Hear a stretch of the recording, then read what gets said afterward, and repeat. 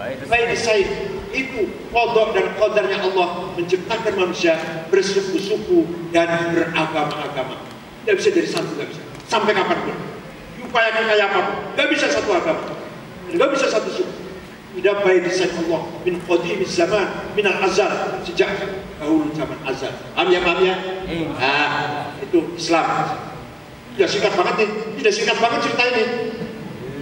Kali kalau silahkan nanti saya tambahin lagi. Yang ketiga, apakah ahli sunnah wal jamaah Nahdlatul Ulama itu? Kenal ya.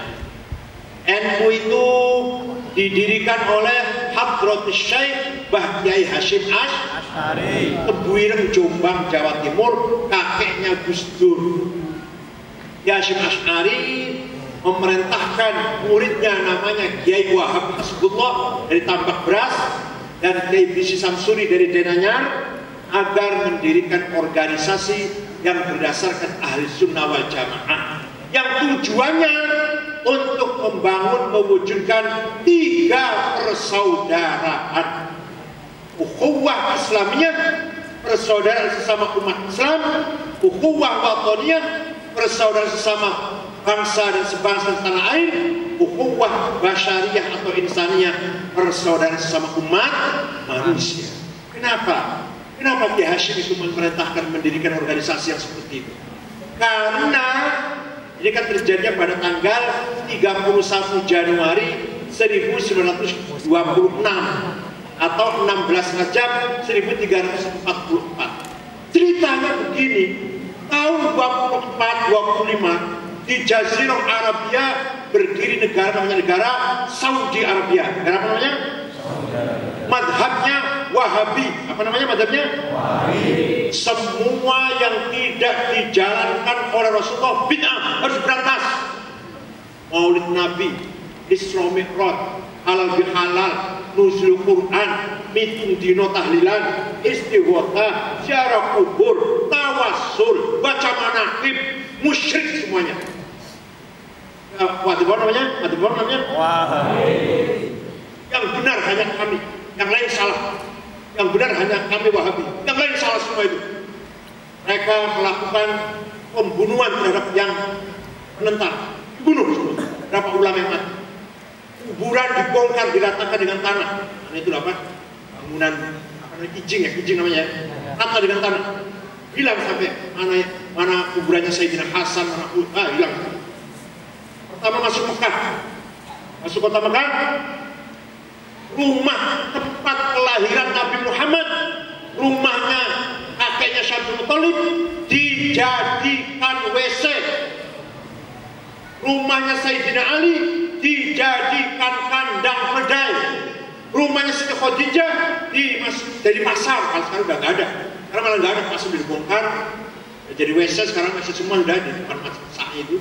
Udah pernah umrah haji tahu.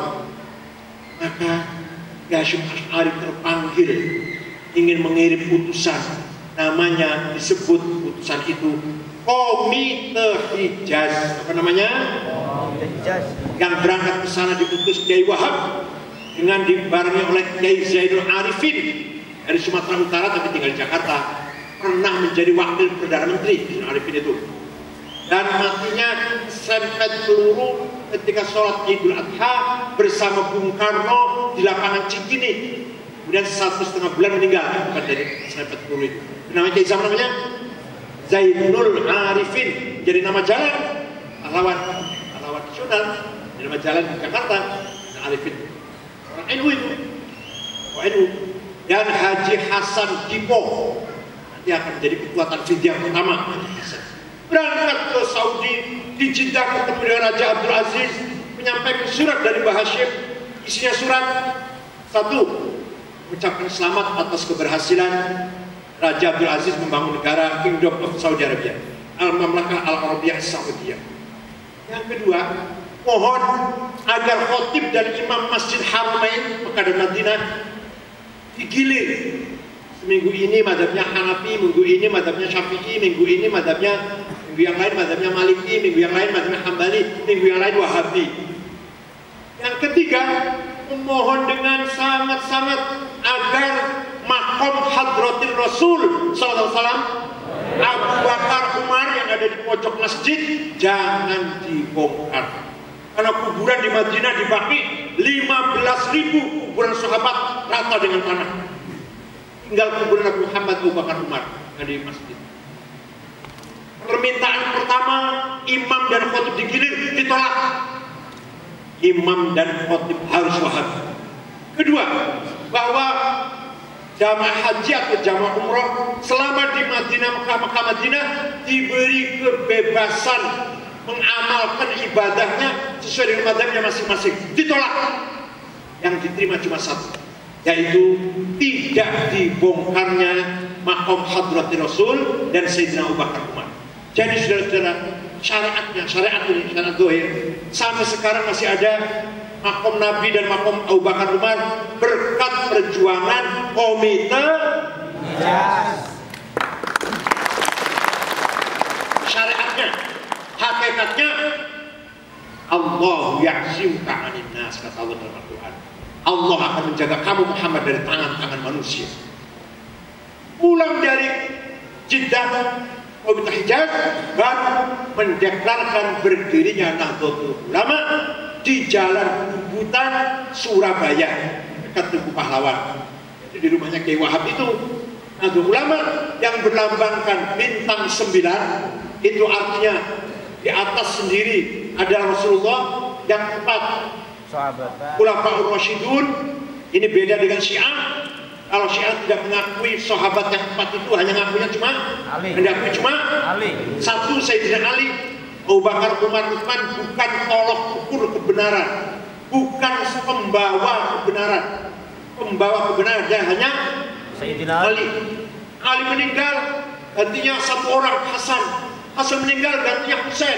Husain meninggal, gantinya Anzar Abidin. Diganti Muhammad Al-Baqir, diganti Ja'far Shadiq, diganti Musa Al-Qadim, diganti Ali Ar-Ridha, Muhammad Al-Jawad, Ali Al-Hadi, Hasan Askari, Imam Mahdi Al-Muntadhar. Imamnya 12. Kalau ahli sunnah tidak. Kalau ahli sunnah jamaah, semua sahabat, terutama Abu Bakar, Umar, Utsman, termasuk Sayyidina Ali, semua sahabat, Talha, Zubair, Sa'ad, Sa'id, semua membawa tolok ukur standar Allah kebenaran. Bukannya Sayyidina Ali.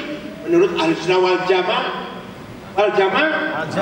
itu artinya jama'atus sahabat, artinya jamaah itu. Kita ikut jama'atus, bukan 1-2 orang. Jama'atus sahabat, semua kita ikutin.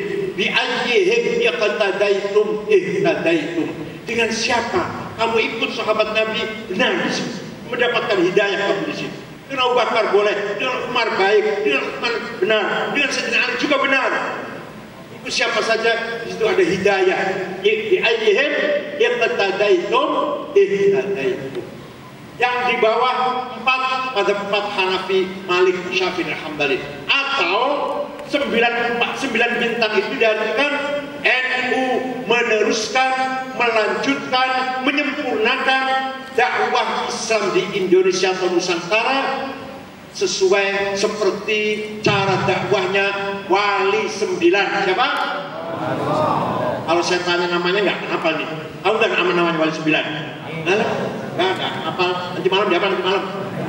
Wali 9 itu saudara-saudara berhasil mengislamkan seluruh orang di Nusantara hanya selama 50 tahun.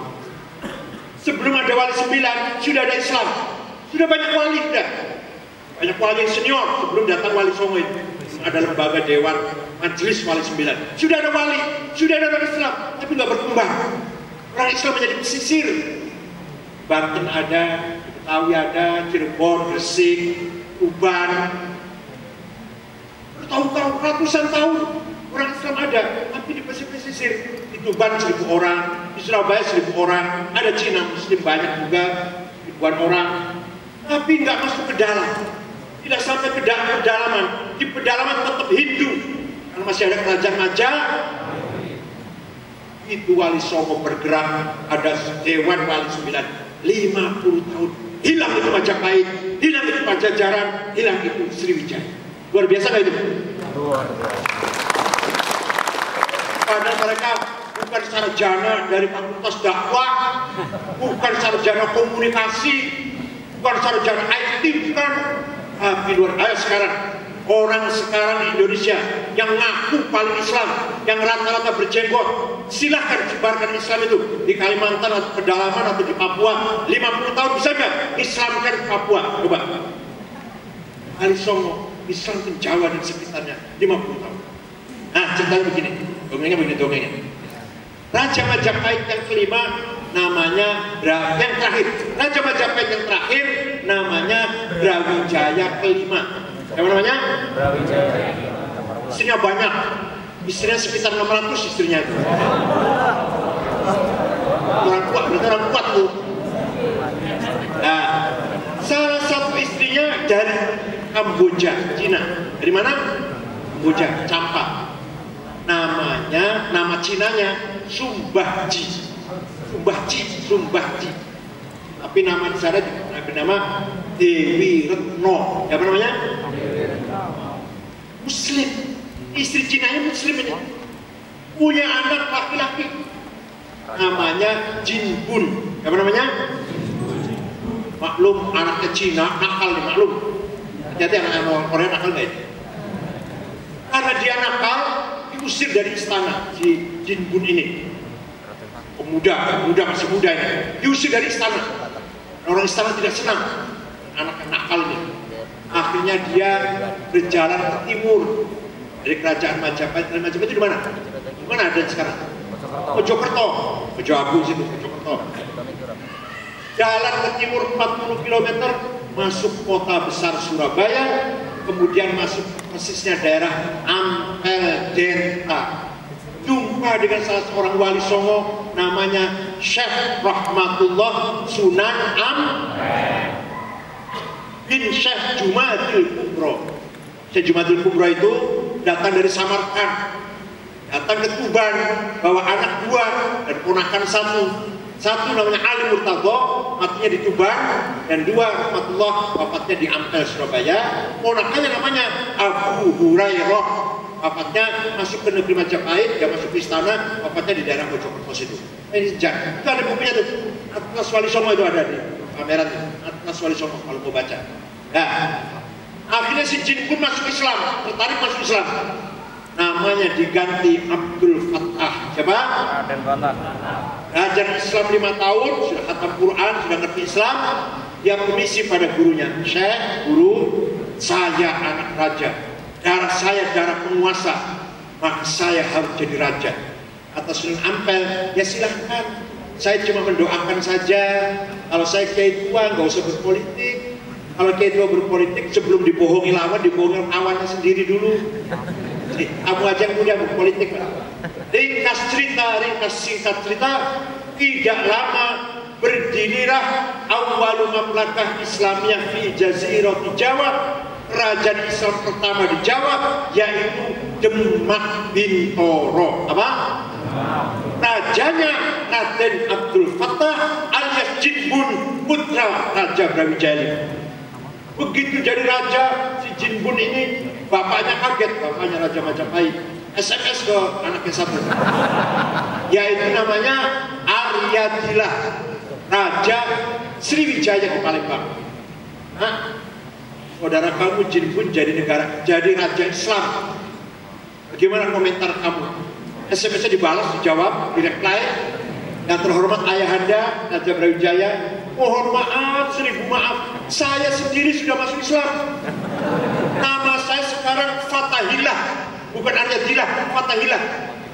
Bapaknya kagetnya, anak masuk Islam semua, gimana sih ini? Lama-lama orang Jawa simpati pada kerajaan Demak. Pada kerajaan Demak egaliter, tidak otoriter, memandang rakyat sama. Bahasa kaulo dihapus, gak ada bahasa kaulo Gusti, yang ada ingsun.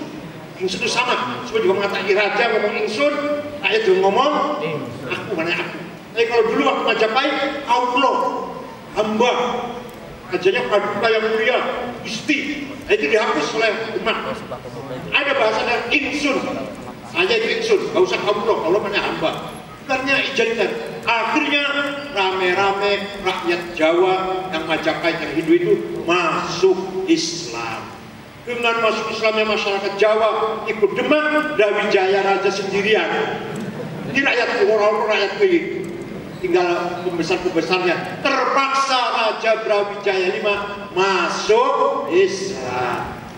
Tapi karena gengsi tidak mau datang ke Demak, dia malah mengucilkan diri di atas Gunung Lawu. Solo ya? Mana? Solonya mana? Gak ada. Di atas Gunung Lawu, mati di situ. Karanganyar, kuburannya di atas Gunung Lawu di Karanganyar, di Solo Karanganyar. Nah inilah cerita bagaimana Wali Songo membangun negeri Islam. Kata orang Jawa, mana kebesar Majapahit? Diapakan Majapahit kok hilang? Kata orang Jawa mengakui, hilang sirno kertanek bumi. Hilang ditelan bumi Majapahit. Bukan dibom, bukan diserang. Mana ilmunya orang Majapahit? Yang bisa terbang, bisa menghilang, jadok, kuat, sakti. Mana ilmunya? Surodiro Joyo Ningrat lebur dening pangastu. Kehebatan orang Jawa lebur kalah oleh doanya santri pangastu. Jadi orang Jawa mengakui bahwa doanya kalah oleh doanya santri. Jampi mantra-mantranya orang Jawa itu. Tapi santri dulu, kalau santri sekarang kodenya ente ini nggak bisa.